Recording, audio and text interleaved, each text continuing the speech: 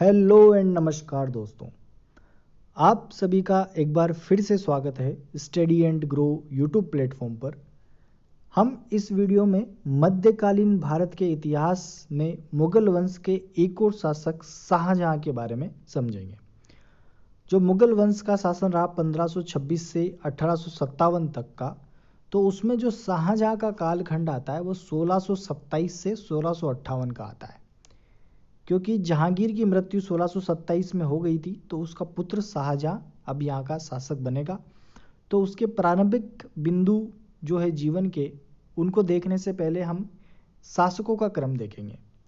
हमने इन शासकों के क्रम को, मुगल वंश के जो शासक हुए, इनको एक ट्रिक से याद किया था। हमने एक वर्ड याद किया था, भाजशाह, BHAJSA, भाजशाह। तो ये इनका मुगल वंश का क्रम हमको इस तरह ध्यान रखना है कि बी का मतलब है बाबर, बाबर के बाद हुमायूं, हुमायूं के बाद अकबर, अकबर के बाद जहांगीर, जहांगीर के बाद शाहजहां, जिसको हम इस वीडियो में समझेंगे, और उसके बाद औरंगजेब। तो इस तरह से इनका कालक्रम रहता है। तो जो लास्ट के वीडियोस थे उसमें हमने बाबर, हुमायूं, अकबर और जहांगीर के बारे में पढ़ लिया है। अब हम इसमें शाहजहां के बारे में देखेंगे और नेक्स्ट वीडियो में हम अंतिम मुगल वंश के जो महत्वपूर्ण शासक है औरंगजेब, उसके बारे में बात करेंगे। और यही इनका कालक्रम रहता है कि 1526 में बाबर भारत आता है और 1530 तक इसका शासन रहता है। फिर 1530 से 1556 का जो शासन काल है वो हुमायूं का रहता है। पर हुमायूं के जो शासन काल के दौरान ही सूर्यवंश का शासन भी यहाँ पर रहता है, क्योंकि जो शेर शाह सूरी है वो जो गद्दी की भागडोर है अपने हाथ में ले लेता है और हुमायूं को निर्वासित जीवन जीना पड़ता है। तो इसकी बात हमने हुमायूं वाले लेक्चर में कर ली है। उसके बाद अकबर का शासनकाल, जो कि महत्वपूर्ण है, और महत्वपूर्ण युद्ध हुए और महाराणा प्रताप का जो संघर्ष था उसकी भी हमने बात करी है। फिर 1605 से 1627 जहांगीर का शासन रहा, और जहांगीर के बाद शाहजहां का शासनकाल रहेगा 1627 से 1658 का। इसकी बात हम इस वीडियो में कर रहे हैं। तो शाहजहां का जो प्रारंभिक जीवन है उसमें कुछ महत्वपूर्ण तथ्य है, वो हमको ध्यान रखना है कि इसका बचपन का जो नाम है वो है खुर्रम। और खुर्रम जब दक्षिण में विजय प्राप्त करता है अहमदनगर पर, तो अहमदनगर के अभियान पे जब इसको इसके पिता जहांगीर के द्वारा भेजा गया, तो इसने वहाँ पर जीत प्राप्त की। और जीत प्राप्त की तो उस जीत की खुशी में जहांगीर ने इसको शाहजहां की उपाधि प्रदान की, और उसी उपाधि के बाद से इसको शाहजहां नाम से जाना जाने लगा। पिता का नाम जहांगीर है और माता का नाम है जगत गोसाई। और इनके जन्म की बात करें, इसके जन्म की, तो 5 जनवरी 1592 में इसका जन्म होता है शाहजहां का। अब बात करते हैं कि जब पिता की मृत्यु होती है 1627 में, और इसका राज्याभिषेक होता है 1628 में 24 फरवरी को। तो मृत्यु के बाद और इसके राज्याभिषेक के समय जो समय है वो 7-8 महीने का रहता है। तो ये समय क्यों रहा, ये बीच में गैप क्यों रहा? इसके बीच में ये गैप इसलिए रहता है क्योंकि जब जहांगीर की मृत्यु होती है तो शाहजहां दिल्ली और आगरा के आसपास नहीं है। तो दिल्ली और आगरा के आसपास मौजूद ना होने के कारण जो दरबारी है उनमें संघर्ष चालू हो जाता है, और दरबारी गुट बनाकर खुसरो के जो सबसे बड़ा पुत्र है दाबर बख्श, उसको बादशाह घोषित कर देते हैं। और जब ये बादशाह घोषित होता है तो कुछ लोग इसको मानते हैं, कुछ नहीं मानते। पर इस संघर्ष के दौरान क्या हुआ कि जो शाहजहां था उसके पक्ष में एक व्यक्ति रहता है आसफ खां।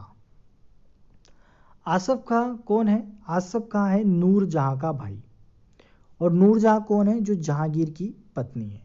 तो जहांगीर की पत्नी आसफ खां अपनी पुत्री अर्जुमंद बानो बेगम का विवाह करवाता है शाहजहां से।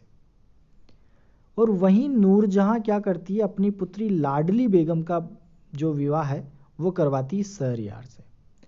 अब नूरजहां और आसफ खां दोनों भाई बहन हैं, पर नूरजहां क्या सोच रही थी कि शहरयार यहाँ का शासक बनेगा, और इसने अपनी पुत्री लाडली बेगम का विवाह शहरयार से करवाया।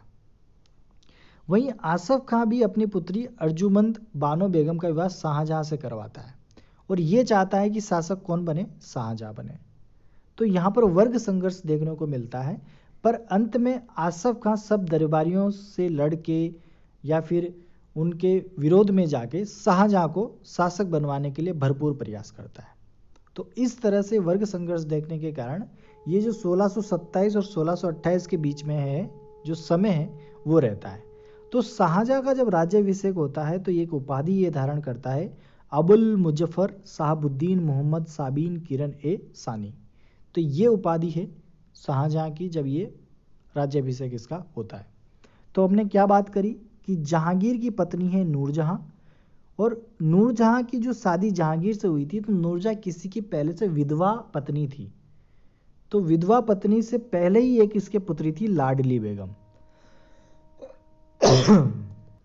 तो वो लाडली बेगम का विवाह शहरयार से करवाती है और क्या चाहती है कि शहरयार शासक बने, जो भी किसका पुत्र है, जहांगीर का पुत्र है।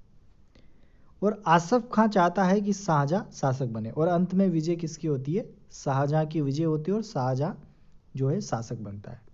शाहजहां जब शासक बनता है और इसका विवाह अर्जुमंद बानो बेगम से जब हो चुका है तो इसका विवाह की बात आती है 1612 की।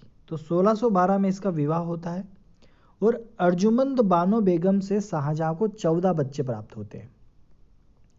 और इसी अर्जुमंद बानो बेगम को हम मुमताज महल कहते हैं। यह तथ्य हमको ध्यान रखना है कि इसका ओरिजिनल नाम तो है अर्जुमंद बानो बेगम और जिसी को क्या बोला गया है, मुमताज महल बोला गया है। तो जब इसका 14वें बच्चे का जन्म होता है तो प्रसव पीड़ा के दौरान अर्जुमंद बानो बेगम की 1631 में मृत्यु हो जाती है और इसी की मृत्यु के याद में जो शाहजहां है वो ताजमहल का निर्माण करवाता है। तो 1631 से इसको 1632 को 1631 कर लेना, तो 1631 से 1653 लगभग 22 वर्ष का जो समय है उसमें ताजमहल का कार्य चलता है। और ताजमहल को बनाने में जो प्रमुख वास्तुकार का नाम आता है वह है उस्ताद ईसा खान। उस्ताद ईसा खान इसका प्रमुख वास्तुकार है और उस्ताद अहमद लाहौरी इसका प्रमुख मिस्त्री है। तो अहमद लाहौरी और ईसा खान के द्वारा बनाया गया है ताजमहल। और ताजमहल में जो सफ़ेद संगमरमर लगा है वो राजस्थान के मकराना जो जगह है वहाँ से मंगवाया गया और वही इसमें प्रयोग किया गया था। उसके बाद इसके जीवन में जो प्रारंभिक विद्रोह हैं वो भी इम्पोर्टेंट है। उनमें बात करते हैं पहले विद्रोह के बारे में, बुंदेलखंड का विद्रोह। बुंदेलखंड का विद्रोह चलता है 1628 से 1635 के बीच में और उस समय बुंदेलखंड का शासक रहता है झुंझर सिंह। तो झुंझर सिंह क्या है, किसका पुत्र है, यह है वीर सिंह बुंदेला का पुत्र। और वीर सिंह बुंदेला जो है उसने अबुल फजल की हत्या करवाने में जहांगीर की सहायता करी थी। अबुल फजल कौन है, जो अकबर के नवरत्नों में से एक नवरत्न था अबुल फजल, जिसने अकबरनामा भी लिखा। और इसको मरवाया गया जहांगीर के कहने पर। किसने मारा, वीर सिंह बुंदेला ने इसको मारा था। अब वीर सिंह बुंदेला ही बुंदेलखंड का शासक था, पर वीर सिंह बुंदेला की मृत्यु के बाद जो उसका शासक है वो झुंझर सिंह जो इसका पुत्र है वो यहाँ का शासक बना। तो जब वीर सिंह बुंदेला ने जहांगीर की सहायता करी उस समय इनके संबंध काफ़ी अच्छे थे मुगलों के साथ, पर जब झुंझर सिंह शासक बना तो उस समय मुगलों के साथ इनकी खटास हो गई और इनके शासनों के बीच में विद्रोह चालू हो गए। तो शाहजहां से संबंध ना होने के कारण यहाँ पर विद्रोह हुए, परंतु शाहजहां ने बड़ी ही चतुराई से इस विद्रोह को दबा दिया और 1635 में ये विद्रोह खत्म हो गया। तो विद्रोह की बात आती है, बुंदेलखंड का विद्रोह किस किस के बीच हुआ था, तो झुंझर सिंह और शाहजहां के बीच ये विद्रोह हुआ था। अगले विद्रोह की बात आती है खान जहां लोदी द्वारा। तो खान जहां लोदी द्वारा विद्रोह किया गया 1628 से 1631 के बीच। तो दक्षिण भारत में खान जहां लोदी ने अफगान सरदार ये था वहाँ पर, और इसने पहले ये मुगलों के अधीन था पर ये क्या चाहता था, अपने आप को स्वतंत्र होना चाहता था। तो ये जो मुगलों के अधीन था और शाहजहां के समय विद्रोह करके अहमदनगर चला जाता है और वहाँ जाकर खुद को स्वतंत्र घोषित कर देता है। परंतु शाहजहां इस विद्रोह का दमन कर देता है और 1631 में खान जहां लोदी को मृत्युदंड दे दिया जाता है। तो ये दो विद्रोह की बात आती है, एक तो बुंदेलखंड का, उसके बाद खान जहां लोदी का विद्रोह। अगली बात आती है पुर्तगालियों का विद्रोह या पुर्तगालियों की उदंडता 1632 का समय। होता क्या है कि जो पुर्तगाली होते हैं, क्योंकि यूरोपीय कंपनियां भी भारत आ चुकी थी और यूरोपीय कंपनियों में पुर्तगाली भी भारत आए थे, जैसे पुर्तगाली, डच, फ्रांसीसी और ब्रिटिशर्स सब भारत आए थे। पर पुर्तगालियों ने क्या किया कि जो पुर्तगालियों को भारत में व्यापार कंपनी के रूप में लाए गए थे, वो शाहजहां के समय उदंडता कर रहे थे। उदंडता का क्या मतलब है कि कई क्षेत्रों में मुगल सैनिकों को भगाना, खुद ही कर वसूल करना, कर को बचाना और भारतीय महिलाओं से विवाह करना और ज़बरदस्ती उन पर ईसाई धर्म थोपना, ये सब चीज़ें कौन कर रहे थे? पुर्तगाली। तो 1632 में शाहजहां ने हुगली क्षेत्र पर अधिकार कर लिया और पुर्तगालियों को कुचल दिया। तो हुगली जो क्षेत्र था बंगाल का काफ़ी प्रसिद्ध क्षेत्र है, वहाँ पर पुर्तगालियों का काफ़ी अधिक व्यापार स्थापित हो चुका था। तो उस क्षेत्र को शाहजहां ने अपने अंडर में लिया और इस तरह 1632 में पुर्तगालियों का दमन भी शाहजहां के द्वारा किया गया। उसके बाद सिख संप्रदाय के विद्रोह की बात आती है और उस समय शाहजहां के समय जो उनके गुरु थे वो है गुरु हरगोविंद। तो जहांगीर के द्वारा जब अर्जुन देव की हत्या करी गई थी, तो उसके बाद मुगलों के साथ सिखों के जो संबंध थे वो खराब हो गए थे। तो उसके बाद गुरु हरगोविंद और शाहजहां के बीच क्या है, विरोध देखने को मिलता है और जिससे कई जगह पर विद्रोह होते हैं, पर विन विद्रोह का दमन भी शाहजहां के द्वारा कर दिया जाता है। तो एक विद्रोह हमने बात करी बुंदेलखंड, दूसरा खानजहां और उसके बाद सिख संप्रदाय के विद्रोह। अगली बात करते हैं इसके साम्राज्य विस्तार की। तो साम्राज्य विस्तार में पहला लेते हैं हम दक्षिण भारत का अभियान, अहमदनगर का अभियान।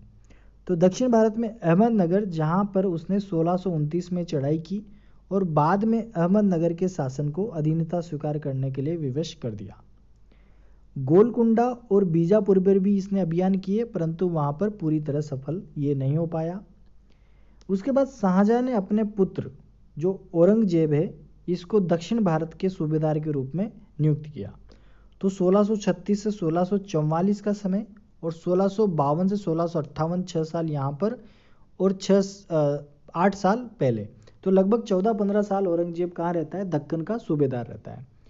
और जब हम औरंगजेब के शासनकाल की बात करेंगे तो वहाँ पर ये काफ़ी महत्वपूर्ण पॉइंट रहेगा, क्योंकि दक्कन में अपनी जीवन का महत्वपूर्ण हिस्सा औरंगजेब मराठों के साथ संघर्ष करने में और दक्षिण भारत के और राज्यों से संघर्ष करने में बिता देता है।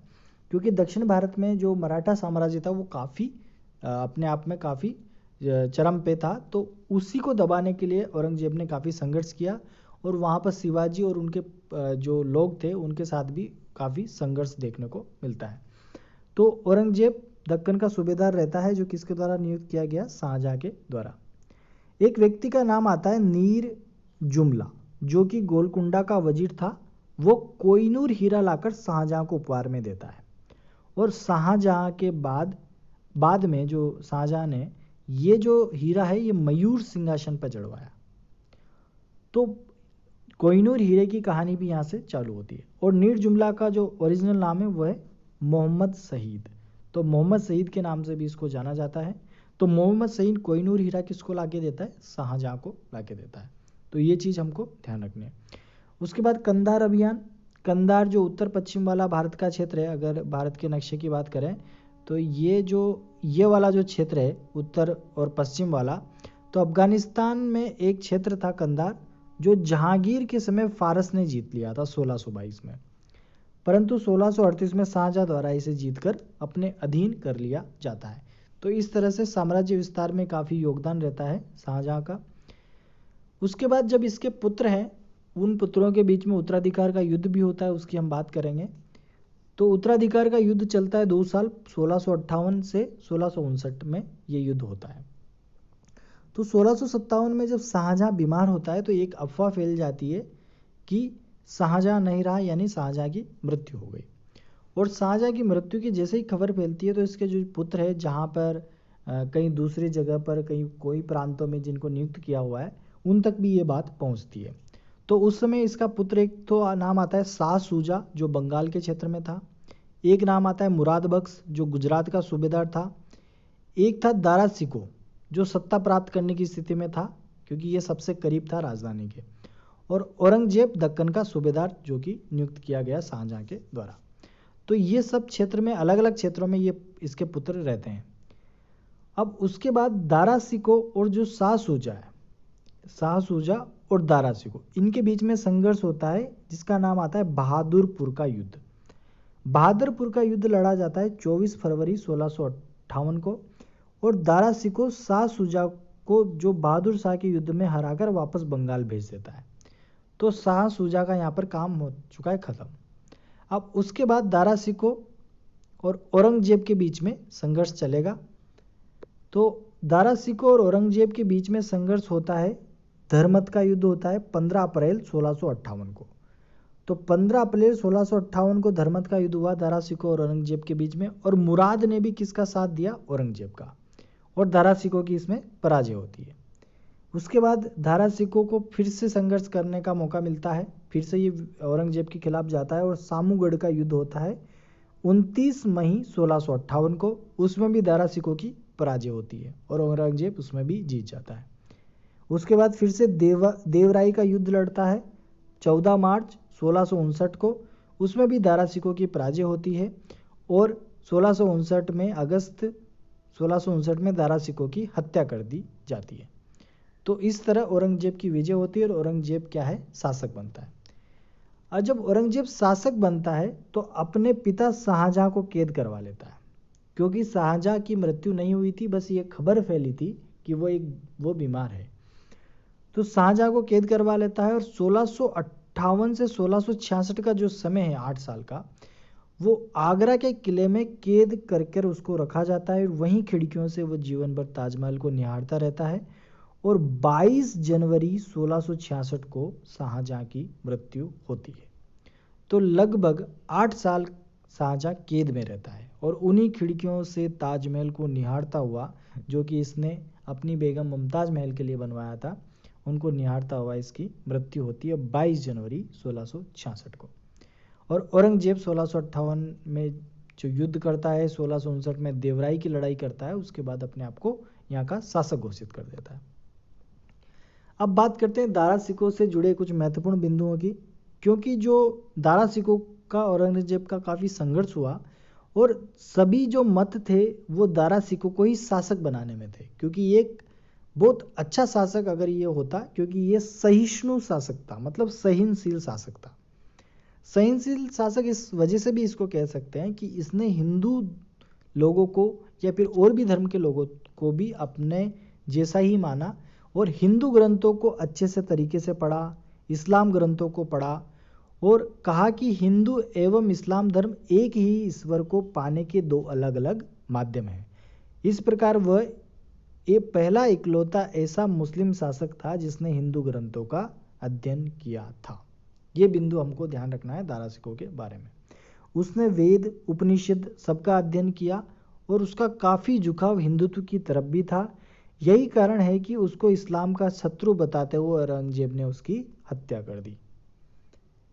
उसके बाद एक व्यक्ति आता है, एक इतिहासकार लेनपुल। तो लेनपुल नामक इतिहासकार ने दारा शिकोह के सहिष्णु विचारों के कारण उसे लघु अकबर की संज्ञा दी, क्योंकि अकबर ने भी दीन इलाही धर्म चलाया था, जहाँ पर सभी धर्मों के अच्छे मतों को, अच्छी चीज़ों को लिया जाता था। तो वो भी क्या है कि उसमें भी कुछ न कुछ सहिष्णुता थी अकबर में, और वहीं दारा शिकोह में भी एक सहिष्णुता थी कि उसको लघु अकबर की उपाधि दी गई लेनपुल के द्वारा। दारा शिकोह ने उपनिषदों का फारसी में अनुवाद करवाया, और सिर ए अकबर के नाम से फारसी में अनुवाद करवाया, और 52 उपनिषदों का दारा शिकोह ने अनुवाद इसमें करवाया था। तो दारा शिकोह ने जो उपनिषदों का अनुवाद करवाया उनको किस नाम से जाना जाता है? सिर ए अकबर के नाम से। तो शाहजहां के द्वारा दारा शिकोह के व्यक्तित्व से प्रभावित होकर उसको शाह बुलंद इकबाल की उपाधि दी थी। उसके बाद बात करें शाहजहां से जुड़े कुछ महत्वपूर्ण बिंदुओं की, तो शाहजहां के काल को स्थापत्य कला का स्वर्ण युग काल माना जाता है, क्योंकि एक तो हमने बात करी कि जो अजूबों में शामिल है ताजमहल, उसका निर्माण भी शाहजहां के द्वारा करवाया गया। वहीं जो दिल्ली का लाल किला है उसके अंदर के जो दीवाने आम, दीवाने खास का भी निर्माण करवाया गया, तो दीवाने खास और लाल किले का निर्माण भी शाहजहाँ के द्वारा करवाया। दिल्ली के जामा मस्जिद जो भारत का सबसे बड़ा मस्जिद है उसका निर्माण भी किसके द्वारा करवाया गया? शाहजहाँ के द्वारा करवाया गया। उसके बाद शाहजहाँ ने एक मयूर सिंहासन का निर्माण करवाया जिसके प्रमुख कलाकार की बात आती है बादल खां। तो बादल खां मयूर सिंहासन को बनाने में इनकी महत्वपूर्ण भूमिका थी। शाहजहाँ के समय एक संगीतज्ञ उनके दरबार में रहते थे जिसका नाम आता है लाल खां, जिसे शाहजहाँ ने गुण समंदर की उपाधि प्रदान की थी। शाहजहाँ के समय जो प्रमुख चित्रकार थे उनके दरबार में उसका नाम है मोहम्मद फ़कीर और मीर हासिम। और शाहजहानाबाद नामक शहर की स्थापना भी किसके द्वारा की गई थी? शाहजहाँ के द्वारा, जिसको अभी किस नाम से जाना जाता है? पुरानी दिल्ली के नाम से। तो इस तरह से ये शाहजहाँ के बारे में इसके शासन की कुछ महत्वपूर्ण बातें थी जो हमने करी। तो आई होप आपको वीडियो पसंद आया होगा। शाहजहाँ से रिलेटेड सारे फैक्ट हमने इसमें डाले हैं, और आपने जो वीडियो नहीं देखे हैं वो आप जाके प्लेलिस्ट में देख सकते हैं। बाकी भी हिस्ट्री के वीडियो, ज्योग्राफी के वगैरह सारे वीडियो हमने शॉर्ट फॉर्म में रखे हैं। तो धन्यवाद साथियों।